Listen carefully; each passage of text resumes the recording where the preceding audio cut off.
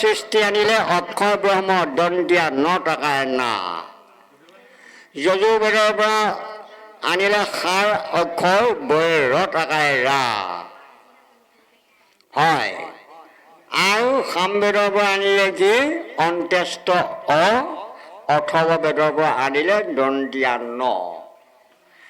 এই চাৰিখন বেদৰ চাৰিটা অক্ষৰ আনি পেলাই নাৰায়ণ নামৰ সৃষ্টি কৰিলে। সেইটো বেদেও নাজানে যাৰ মহিমা, চাৰি বেদে কহি নপাৰ সীমা। এই চাৰি বেদৰ মন্ত্ৰ চাৰি শৰণ লৈ আমি গাই আছোঁ, কিন্তু তেওঁৰ তত্ত্ব জানিবৰ কাৰণে সক্ষম নহয়। এই কথাখিনি উদ্ধৱে কৈ আছে, আহক ইয়াৰ পিছত বাৰু পদে কি কয়। যিটো কৃষ্ণ চৰণক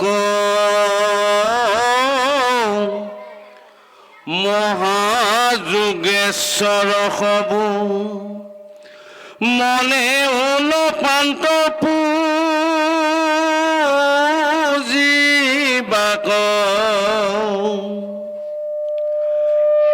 লক্ষ্মী দেৱী কুলে ধৰি অনেক সাদৰ কৰি সদায় মদন্ত হাতে যাক ৰাম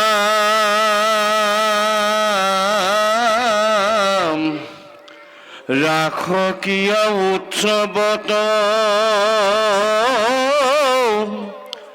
হেন পাদ পংকজক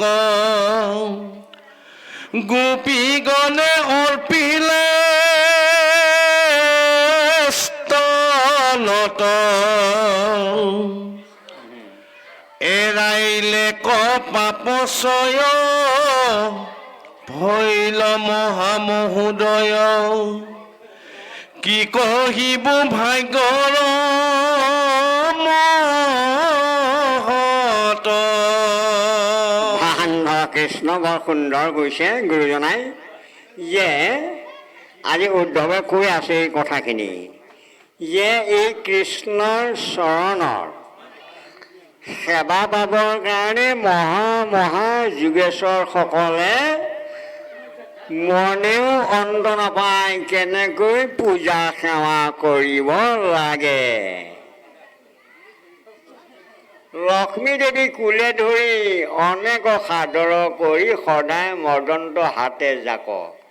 যে কৃষ্ণৰ পৰম প্ৰিয় ভাৰ্যা লক্ষ্মী মা সদায় জন্মে জন্মে কৃষ্ণক স্বামী পাবৰ কাৰণে পদ্মৰ মালা শিৰত পিন্ধাই তেওঁৰ চৰণ মৰ্দন কৰে সুগন্ধিত তৈল দি। কিন্তু আজি এই গোকুলৰ বধূবিলাকে গোপীসকলে সেই কৃষ্ণৰ লগত ৰাসলীলা কৰি পৰম প্ৰসাদ পালে, আৰু সেই কৃষ্ণৰ চৰণ গোপীৰ স্তনত ঘঁহিলে। কিয় ঘঁহিলে? তাৰমানে আমাৰ সোঁতনত আইসকলেই হওক প্ৰভুসকলেই হওক, সোঁতনত কৃষ্ণ থাকে, এইটো জানিবলগীয়া কথা। আৰু বাওঁতনত থাকে জীৱাত্মা, সোঁতনে থাকে পৰমাত্মা। গতিকে আজি লক্ষ্মীয়ে সদায় সেৱা কৰিও যি প্ৰসাদ নাপালে, গোকুলৰ বধূবিলাকে বিবিচাৰ ভক্তিৰ জৰিয়তে কৃষ্ণৰ প্ৰসাদ পালে, কৃষ্ণৰ লগত লীলা কৰিলে, ৰাসলীলা আৰু অনংগ কেলি কৰি মাধুৰ্য ৰসলীলা কি কৰিলে, তেওঁলোকে তোমাৰ ভক্তিয়ে তেওঁলোক তুচিব পাৰিলে, কৃষ্ণক বৈশ্য কৰিব পাৰিলে। কেৱল ভকতিয়েই ভগৱন্তক বৈশ্য কৰিব পাৰে, আন একো ধৰ্মে ভগৱন্তক বৈশ্য কৰিব নোৱাৰে, আৰু কোনো শাস্ত্ৰই ইয়াৰ বিধান দিবও নোৱাৰে বুলি জানিব লাগিব। কৃষ্ণ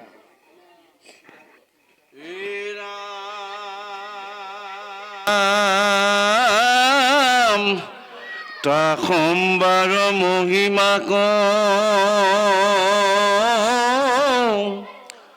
ৰখালন্তে উদ্ধৱৰ মনত আনন্দ গৈল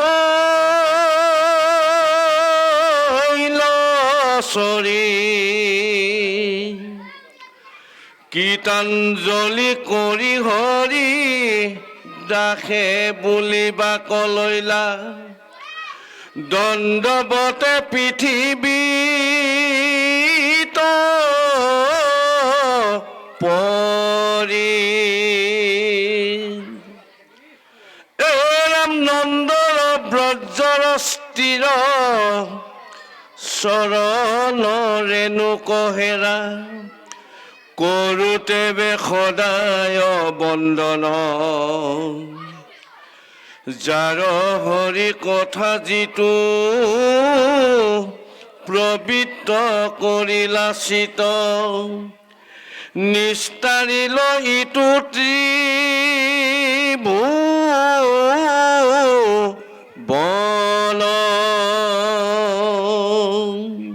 বান ভৱ কৃষ্ণ এতিয়া কৈছে যে এৰাইলেক পাপচয় ভৈলা মহা মহোদয় কি কৰিব ভাগ্যৰ মহৎ। কৃষ্ণত ভকতি কৰিলে অনাদি জন্মৰ জীৱৰ পাপ তাপ জৰা মৃত্যু ভয় সমস্তবিলাক দূৰ হয় আৰু তাসম্বাৰ মহিমাক বসানন্তে উদ্ধৱৰ মনত আনন্দ গৰিলা চৰি গীতাঞ্জলি ধৰি হৰি দাসে বুলি বাক লৈলা দণ্ডৱতে পৃথিৱীত পৰি। উদ্ধৱে কৈছে যে এই গোপীসকলৰ কৃষ্ণৰ গুণ চৰিত্ৰ লীলাই মোৰ মনত আনন্দ বেগ বাঢ়ি গ'ল আৰু দণ্ডৱতে পৰি হৰি চৰণত কৈছে যে হে প্ৰভু মই আপোনাৰ দাসৰো দাস। পৃথিৱীত পৰি কৈছে যে এই গকুলৰ ব্ৰজৰ স্ত্ৰীবিলাকৰ চৰণৰ ৰেণু যেন মই সদায় পাই থাকোঁ, বন্দন কৰিব পাৰোঁ, সেৱা কৰি থাকিব পাৰোঁ। যাৰ হৰি কথা যিটো প্ৰবৃত্ত কৰিলা চিত্ত নিষ্ঠাৰিল ইটো ত্ৰিভুৱন। কাৰণ এইসকল ব্ৰজবধূবিলাকে হৰিৰ কথাই সমস্ত পৃথিৱীখন গছ তৰু তৃণ চাৰিমুঠি জীৱকেই প্ৰবৃত্ত কৰিব পাৰে আৰু ত্ৰিভুৱন নিষ্ঠাৰিলে। আমাৰ দেহত তিনিখন ভুৱন আছে জানিব লাগে। এখন হৈছে পাতাল, দ্বিতীয় হৈছে পৃথিৱী আৰু ৩ নম্বৰতে স্বৰ্গ। এই স্বৰ্গ মৰ্ত্য পাতাল তিনিখন ভুৱন সৃষ্টি কৰি মানৱ শৰীৰটো তৈয়াৰ কৰিলে।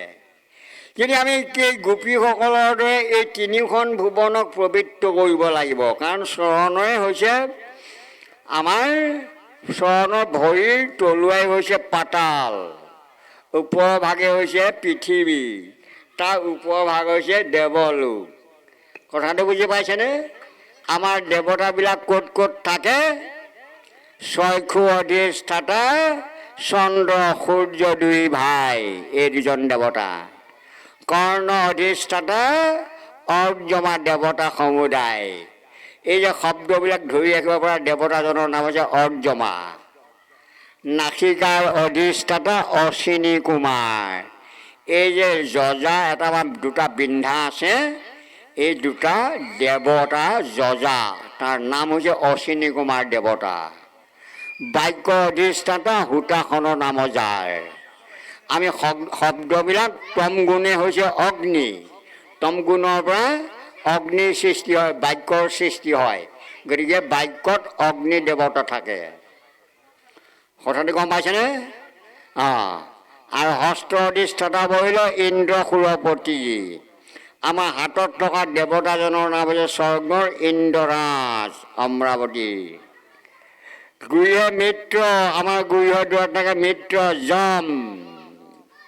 পদে বিষ্ণু, চৰণত থাকে বিষ্ণু দেৱতা আৰু লিংগত থাকে প্ৰজাপতি জনাৰ্দন। সৃষ্টিৰ কামত তাৰ নাম জনাৰ্দন। এই তত্ত্ব এই দেৱতাবিলাকৰ পূজা সেৱা পৰিহাৰ কৰি যিজনে কৃষ্ণদেৱত আশ্ৰয় কৰিলে, শুদ্ধিভাৱে ভকতি কৰিলে, সেইসকলে এই দেহ জগতৰ তিনিওখন জগতক পবিত্ৰ কৰে আৰু তেওঁলোকে যলৈকে নাযাওক প্ৰতি চৰণৰ খোজত চৰণে বিষ্ণু থাকে, প্ৰতি খোজত বিষ্ণুৰ নামাংকিত কৰি যায়। কাৰণ চৰণে জানে মনৰ ঠাই, নাও ভৰা দি মৰিব যায়। ঘৰতে মৰিম বুলি থাকিলেও মৰিব নোৱাৰিব, চৰণে বিষ্ণু থাকে, ক'ত মৰিব লাগে সেই জেগাত লৈ যাব। তাৰ কাৰণে আমি মৰাৰ আগতে এফাকি মন্ত্ৰ জানিব লাগিব। মাধৱ পুৰুষে পদঘোষাত লিখিছিল, কথাটো গম পাইছেনে? পদঘোষাত লিখিছে, আপুনি গাড়ীখন লৈ গুৱাহাটীলৈ যাব, 8টাত পাব লাগে, দেৰি হ'লে আপুনি অভাৰ আপুনি দিছে এই গাড়ী গিয়াৰ। যদি এটা জীৱ বধ কৰি গৈছে, কেতিয়া গাড়ীখনৰ কোনে চলাব? চৈতন্য। সেইখন যন্ত্ৰ গাড়ী, আপুনি চলাইছে, যাওঁতে কি বুলি নাম ল'ব লাগিব? হৰি বোল কৰি মন জানতে, নচলিবা তেবেশে দুৰ্ঘুৰ যম বাটে। আপুনি গাড়ীখন লৈ চলাই যাওঁতে যদি হৰি নাম লৈ গৈছে, তাতো যদি কোনোবাই যদি এক্সিডেণ্ট আহি পেলাই কৰিলে, ঠিকতে তাৰ মৃত্যু হ'ব, কিন্তু আপুনি বাচি যাব। কিয়? আপোনাৰ গাড়ীখন নামেৰে চলাইছে, আৰু তেওঁ মানে কিবা এটা কামনা বাসনা কৰি তেওঁ চলাই আহিছিল, আকস্মিতে তাৰ মৃত্যু হৈ যাব, আপুনি বাচি যাব। এয়া হৈছে নামৰ মহত্ব। কেৱল লাগিব বিশ্বাস। ভকতি কৰিবলৈ যাওঁতে 4টা বিশ্বাসৰ প্ৰতিজন ব্যক্তিৰে আমাৰ লগত থাকিব লাগিব। কি বিশ্বাস জানেনে? প্ৰথমতে ৰাখিবেক গুৰুত বিশ্বাস, তেবেশে হৈবেক জানা জ্ঞানৰ প্ৰকাশ। দ্বিতীয়ত ৰাখিবেক বৈষ্ণৱে বিশ্বাস, তেবেশে হৈবেক জানা ভকতি প্ৰকাশ। তৃতীয়ত ৰাখিবেক হৰিত বিশ্বাস, হৰি গুণ চৰিত্ৰ কৰিবে প্ৰকাশ। চতুৰ্থত ৰাখিবেক ভকতে বিশ্বাস, ভৈলা পূৰ্ণ ভকতি তৰিল মায়া ত্ৰাস। সেইজনে মায়াক নিষ্ঠা কৰিব পাৰে। এই বিশ্বাসে হৰি মিলে, অবিশ্বাসে তৰ্কে বহু দূৰ। গতিকে গুৰু বাক্য বিশ্বাসেৰে আপ্ত বাক্য যিসকলে ভজিছে শাস্ত্ৰ চাই, সেইসকল তৰিব। আৰু যদি আমি মাষ্টাৰ ডিগ্ৰী পাছ কৰি টিবুল MA মুক্তিত আমাৰ লগতে ব্যাখ্যা কৰে, হয়, যদিহে হৰি ভকতি কৰিবৰ কাৰণে যদি গুৰুৰ শৰণ ভজন নাই, তেওঁ মাষ্টাৰ ডিগ্ৰী পাছ হৈ বহুত শাস্ত্ৰ আনক বুজাবলৈ গ'লেও তেওঁ হৃদয়ত থকা হৰিটো কেতিয়াও সন্তুষ্টি নহয়। এই কথা কোনোৱে ক'ব নোৱাৰে, কোনো শাস্ত্ৰত কোনো পদেই লিখা নাই দেই গুৰুসকল।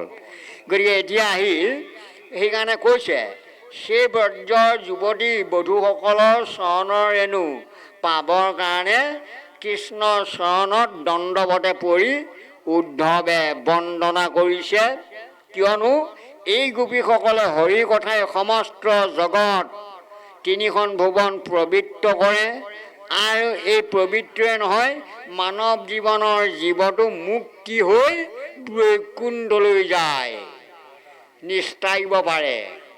বাকীবিলাকত আন ধৰ্মে কৰ্মায়, আন ধৰ্মে তন্ত্ৰে মন্ত্ৰে বহু ছিদ্ৰ হয়, ভাগৱত শাস্ত্ৰে জানা নাহিকে সংশয়। আন পুৰাণবিলাকত কিছু সংশয় থাকিব পাৰে। গতিকে গুৰুজনাই সমস্ত বেদ বেদান্ত মন্থন কৰি কেৱল কলিৰ যুগত এক হৰিনাম আৰু সৎসংগ উদ্ধাৰ কৰি জীৱ জগতক মানে চহকী কৰি থৈ গ'ল। কথাটো গম পাইছেনে? সেইকাৰণে কৈ আছে, এইবিলাক দেৱতাবিলাকে আমাৰ দেৱতাবিলাকে হৰিনাম গুপ্ত কৰিলে, হৰিনাম গুপ্ত ভৰিলা মনীষত পূজা ৰৈলা, বুলি ৰংগ কৰে দেৱ সৰ্ব। হেন হৰি নাম ধৰ্ম সংকৰে বেকত কৰি, চুৰ কৰিলা দেৱতাৰ গৰ্ব। এই নৰসকল, এই দেৱতাৰ গাত থকা আমি যে মাতি দিলোঁ পদেৰে, এইবিলাক দেৱতাৰ পূজা সেৱা নকৰিবা, কাৰণ দেৱতাবিলাকে বলিৰ বিধান পূজা খায়। হয়, কৃষ্ণৰ বলি পূজা খায় জানো? গতিকে কৃষ্ণৰ ভকতবিলাক যদি আমি বলি পূজা দি আছোঁ, তেতিয়াহ'লে আমাৰ হৃদয়ত থকা কৃষ্ণ আমাৰ প্ৰতি কেতিয়াও সন্তোষিত নহয়। ভকতৰ আহাৰ 4 বিধ, কি কি আহাৰ খাব লাগিব? শৈব্য, শস্য, লেহ, পেহ। হয়নে? গতিকে নাজানি অমৃত খায়ো হুৱাই অমৰ, নাজানিয়া বিষ খায়া মৰে সিটো নৰ। বিবিচাৰী গোপীসকলে একো নাজানে, কেৱল কৃষ্ণকে জানিলে, কিন্তু অমৃত খালে তেওঁলোকে অমৰ হ'ল। কিন্তু আমি আকৌ নাজানি পেলাই এই বিষয় সংসাৰ পুত্ৰ ভাইৰা ধন ধানৰ লগতে আমি তাতে মোহিত হৈ আছোঁ। গতিকে আমি বিষ খাই আছোঁ তাত। আমাৰ সুখৰ দিন নাই, দুখৰ দিনে আহি আছে। হয়, গতিকে আপুনি কৃষ্ণৰ নামে নিজৰ জীৱনটো সাৰ্থক কৰক। কিয়? এই আপুনি সেই নামেৰে কৃষ্ণ কৃষ্ণ কৃষ্ণ বুলি যিটো অন্তকালে নিজৰ প্ৰাণ তেজে আদ্যৰ শবদে মুকুতি টাংগ দিয়। কৃষ্ণই কৈছে, কৃষ্ণ নাম সম্পূৰ্ণ উচ্চাৰণ নাহোঁতে যদি মানুহজন কি শব্দ কওঁতে যদি বায়ুটো ওলাই যায়, এইটো আদ্য প্ৰথম শব্দ, তাতে কৈছে মুকুতি পাই যায় কেতিয়াও, তাতে ভকতি হয়। আৰু আংক কিবা দিব বুলি আৰু দুই পদে লজ্জা হৈয়া ঋণী ভৰিলো বুলি নমায়া মাথা থাকক। তিনিবাৰ যদি কৃষ্ণ নাম ল'লে আপোনাৰ হৃদয়ত থকা আত্মা ঈশ্বৰ সেইটো জীৱৰ প্ৰতি ঋণী হৈ থাকে। দেখিছেনে বাৰু এয়া কৃষ্ণ কেনেকৈ ভকতি ভকতৰ প্ৰতি। গতিকে এই কথাখিনি আমাক বুজালে। গতিকে আমিও এই জীৱনটো তিনিখন ভুৱন স্বৰ্গ মৰ্ত্য পাতাল আমি পবিত্ৰ কৰিব লাগিব, কৃষ্ণৰে নামাংকিত কৰিব লাগিব। কাৰণ আমাৰ উঠে থাকে ব্ৰহ্মা, দাঁতত থাকে যম আৰু জিভাত থাকে নাৰায়ণ। এই আধ্যাত্মিক তত্ত্ব ভাগৱতৰ গুৰুজনাই কৈছে। বেদ পঢ়িলেই জ্ঞানী নহয়, শাস্ত্ৰ পঢ়িলেই ভকত নহয়। ভকত, ভকত কাক কয়? ভ শব্দে ভগৱন্ত ভৱ বিমোচন, ভজন ভক্তিত তুষ্ট হুৱন্ত সিজন। এইটো ভ শব্দৰ তাৎপৰ্য। ক শব্দে কৃষ্ণ ভজি পবিত্ৰ পৰম, আজি গোপীসকলৰ দৰে আত্মাকো মানন্ত কৃষ্ণ সমস্ততে সম। ত শব্দে তৰণৰ উপায় শৰণ, হৃদয় পদ্মত ধৰে কৃষ্ণৰ চৰণ। সিজন ভকত বুলি জানিবা নিশ্চয়, নিজে তৰি পুৰুষক উদ্ধাৰ কৰে।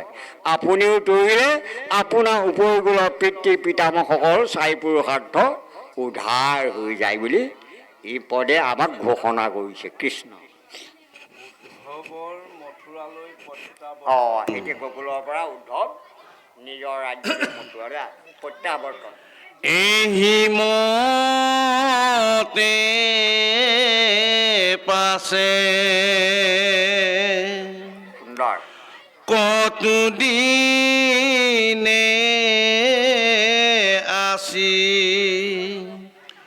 উদ্ধৱে আনন্দে আতি যাইবা কলাগিয়া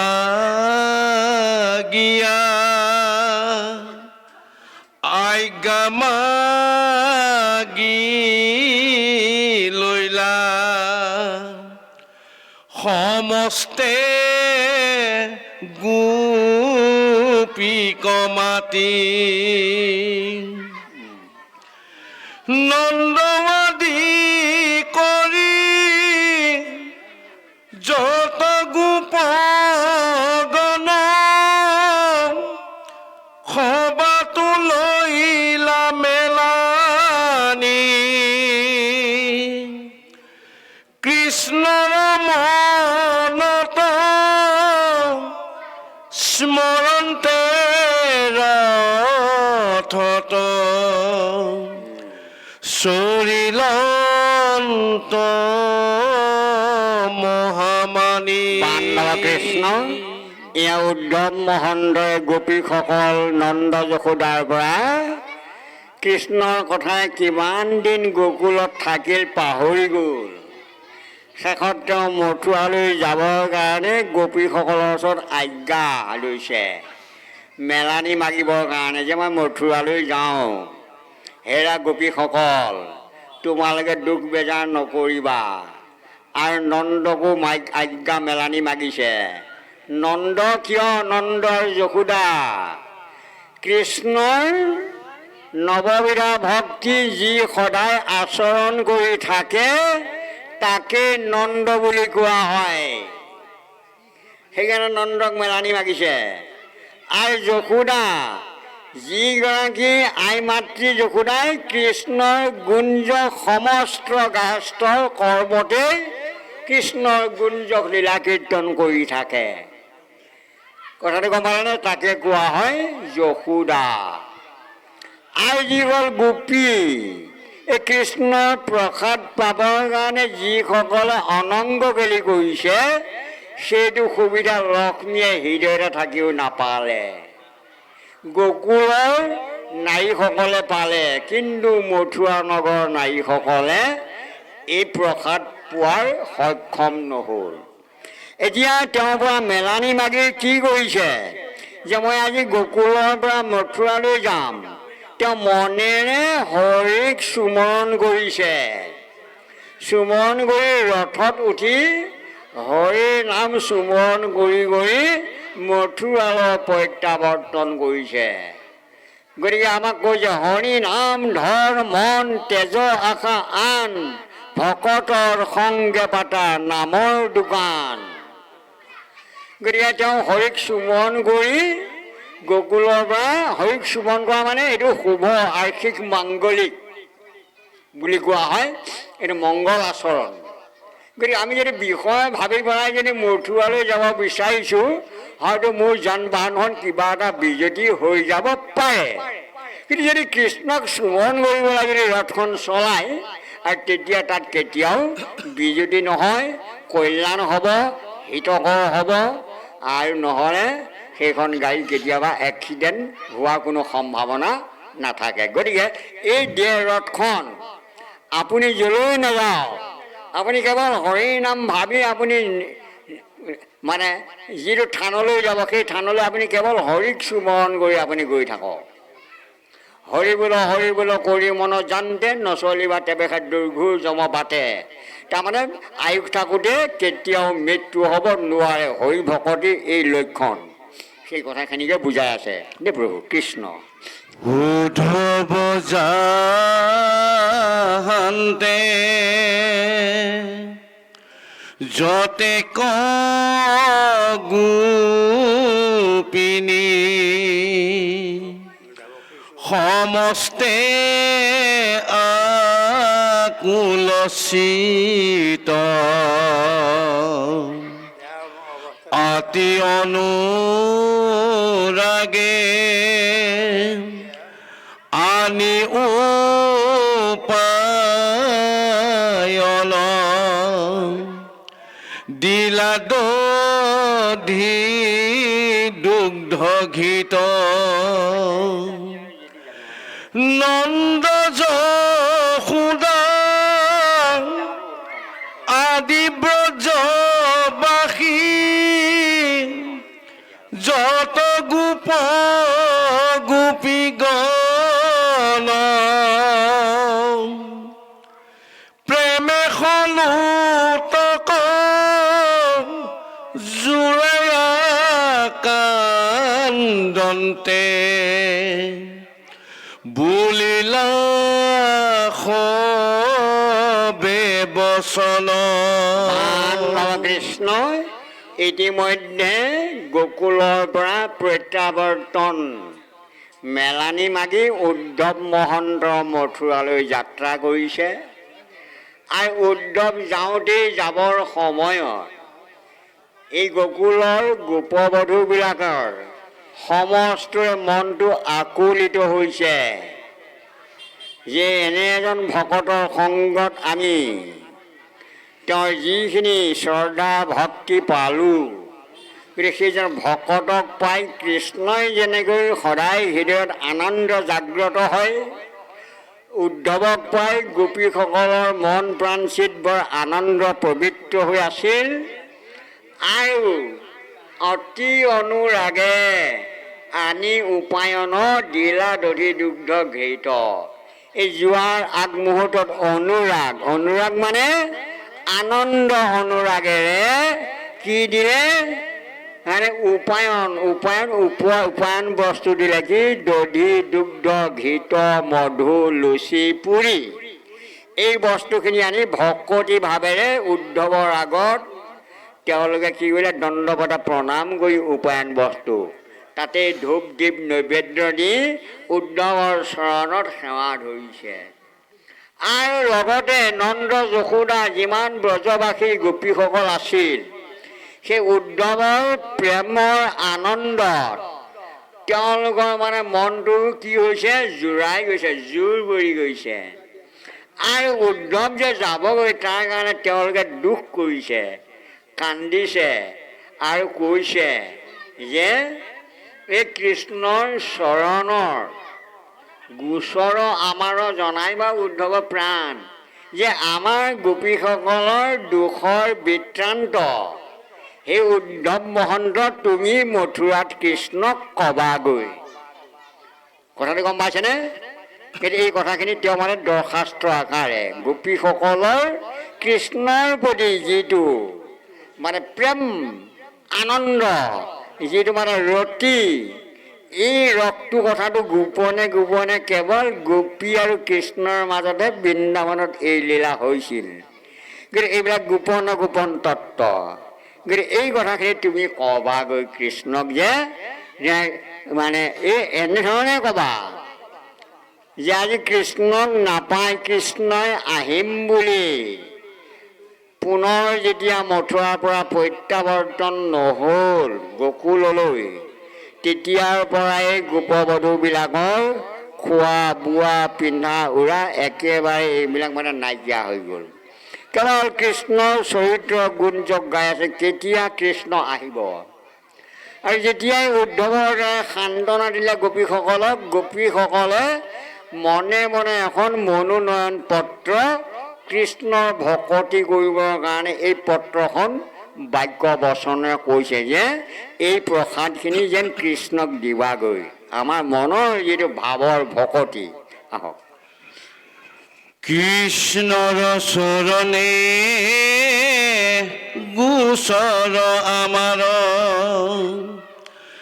জনাইবা উদ্ধৱ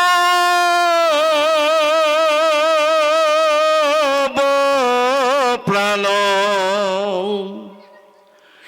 তানে পাৱে মাত্ৰ থাকোক ভকতি নমাগো আন দান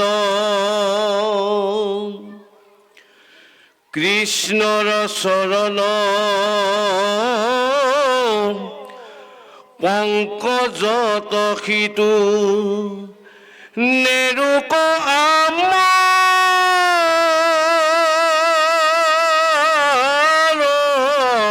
মনে ৰাম কৃষ্ণ নাম সদা নচাৰুক আমাৰ ইটো বচনে মানৱ কৃষ্ণ তাহানে পাওক প্ৰণামী থাকোক আমাখাৰ ইটো মাথ হেন ভক্তি যেন নুহি কুবঞ্চিত কৃপা কৰা জগন্নাথ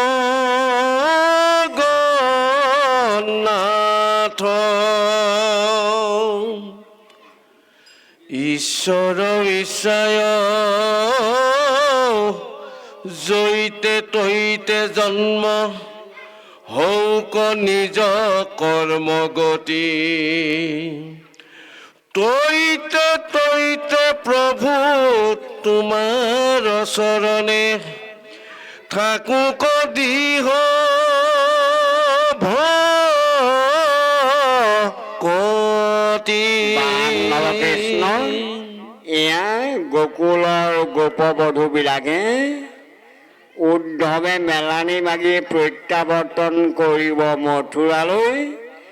কৃষ্ণক ভকতি এখন দৰখাস্ত গোহাৰি কৰিছে, চৰণত সেৱা জনাই যে সেই উদ্ধৱ বাপ, সেই উদ্ধৱ মহন্ত যে কৃষ্ণৰ চৰণ আমি যেন সদায় সেৱা কৰিবলৈ পাওঁ, আৰু সেইজন কৃষ্ণত আমাৰ ৰতি ভকতি শুদ্ধিহ ভকতি থাকক।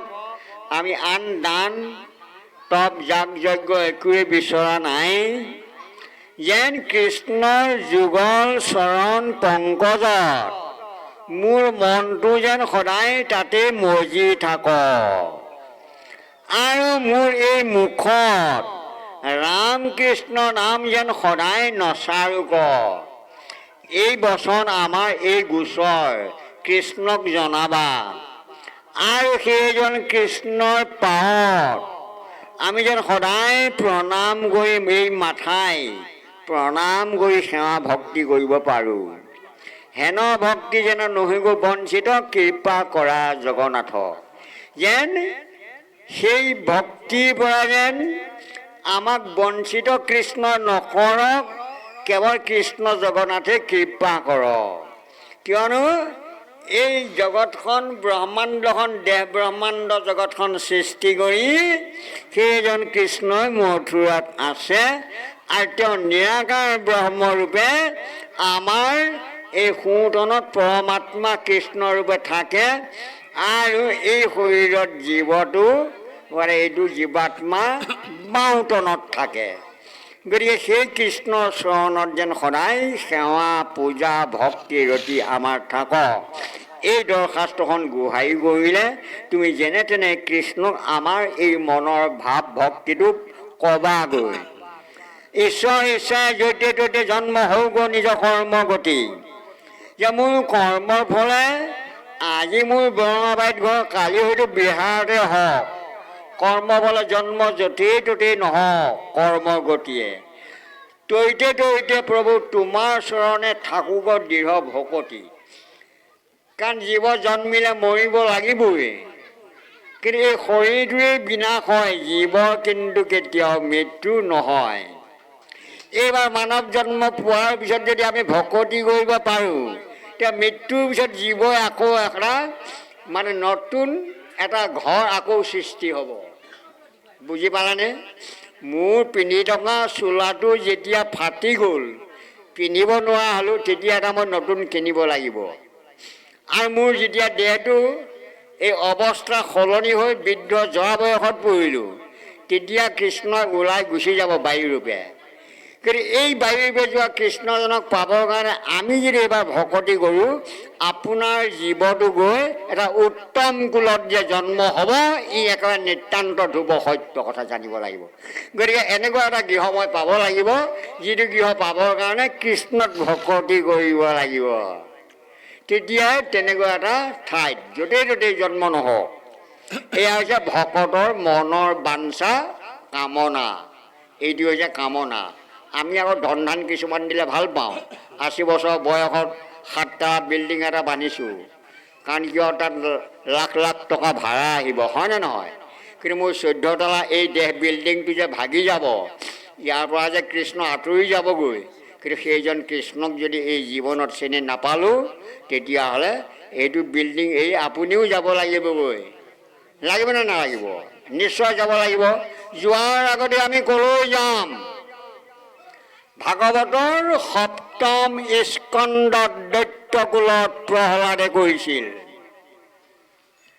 যে জীৱনো কি, এই দেহৰ লগত জীৱৰ কি সম্বন্ধ, এই জীৱ চাৰিমুঠি জীৱ পূৰ্বত আমি আছিলোঁ ক'ত, আৰু কৃষ্ণই পঠাই দিলে ক'লৈ, আৰু মৃত্যুৰ পিছতে জীৱ যাব লাগিব ক'লৈ। যোৱাৰ আগতে ভাগৱতৰ সাৰ মৰ্ম জানি আমি কৃষ্ণত ভকতি কৰিব দিছে। গতিকে কৃষ্ণৰ ভকতিয়ে আমাক কি কৰিব কৈছে?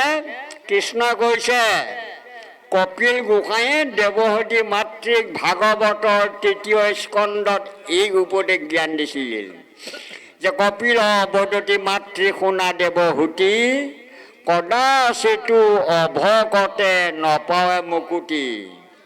মই পৰমাত্মা চৰাচৰ জগতৰ প্ৰধান পুৰুষ দুয়ো নিয়ন্ত্ৰা ঈশ্বৰ হেন মই মুক তেজী আনক ভজয় নুগুছে তাহাৰ ঘূৰ সংসাৰৰ ভয়।